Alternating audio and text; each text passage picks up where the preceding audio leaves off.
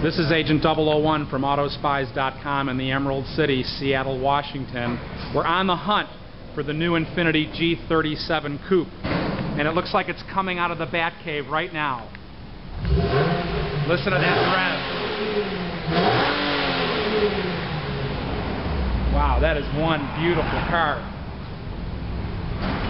2008 G37. Wow. Gotta love the sound of that.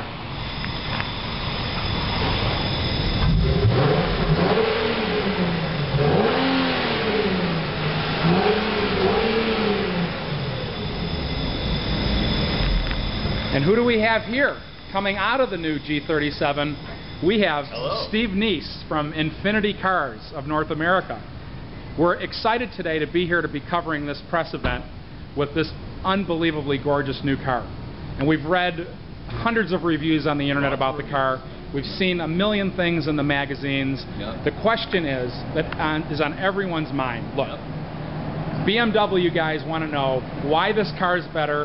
Infiniti guys want to know you've had more seat time in this car than just about anyone on the planet. You've driven how many hours in the new BMW 3 Series? Hundreds of hours in both cars, I would say. In both cars. So if anyone's going to know the real, idiosyncratic differences of the car, you're going to know it. So what I'd like you to do is tell the Auto Spies readers what are the main differences between the two cars philosophically and what you feel on the track in an everyday drive.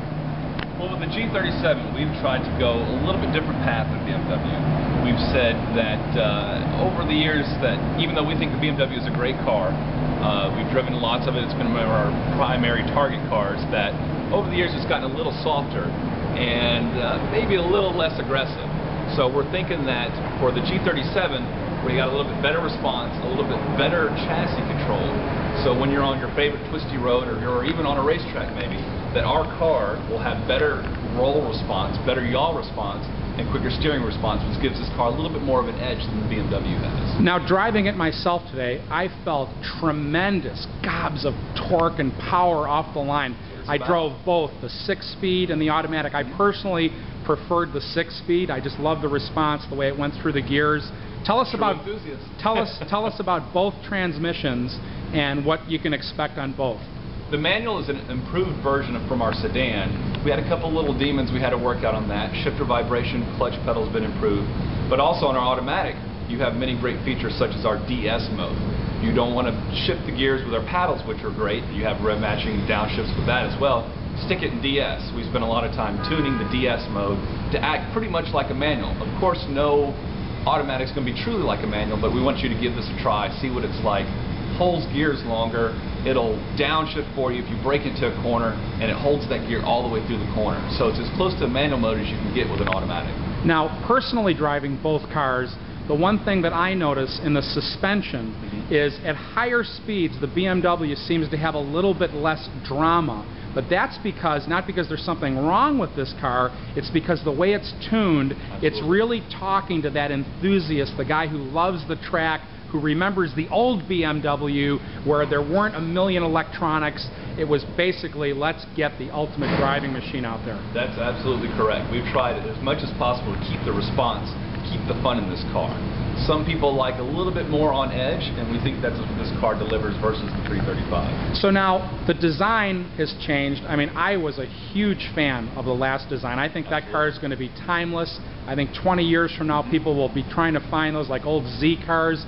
It had something about it that just, not many cars have. How do you improve? How do you improve on the exterior design? Could you walk us around and maybe tell us some of the defining things that changed this car?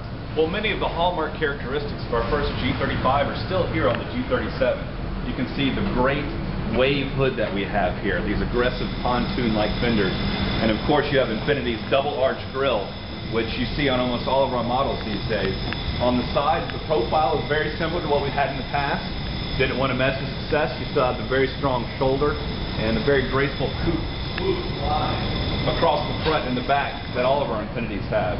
Gotta love the coupe swoop. That's one of my favorite things. Absolutely. And now, we're in the age of bling, right? We're in the age of, you got to show things off. Is it my imagination, or has the word Infiniti grown extremely large and the badge looks like, you know, one of those huge necklaces a lot of the rappers wear at SEMA. The badge may be a little bit bigger. I don't know for sure, but I can concur that, you know, we've got a little bit more maybe to show off now. So Infiniti's a stronger brand, and we think with this coupe we'll be able to continue on with the brand and make it bigger. Now, one of the dreams you have, being in the engineering department at Infiniti, is maybe someday to see your dream come true of maybe having an M competitor. Without pre-announcing anything. No pre-announcement. Do you hope, I mean, is that something that, you know, inside the company you guys are seriously maybe considering? That's something that definitely Infiniti's looked at, and something that could possibly come along the lines. At this point in time, can't really say anything, but I wouldn't be surprised if it comes out at some point in time in the future. Well, now Steve, if things don't work out in Infiniti after hearing that answer, I hear there's going to be a presidential election coming up soon, and I think you did quite well in answering that question. You might want to consider some of the YouTube debates with Hillary Clinton. I understand. This is one beautiful car. It's been a great experience here in the Emerald City of Seattle. I mean, every angle you look at this car, it just has fast and fun and emotion and seduction.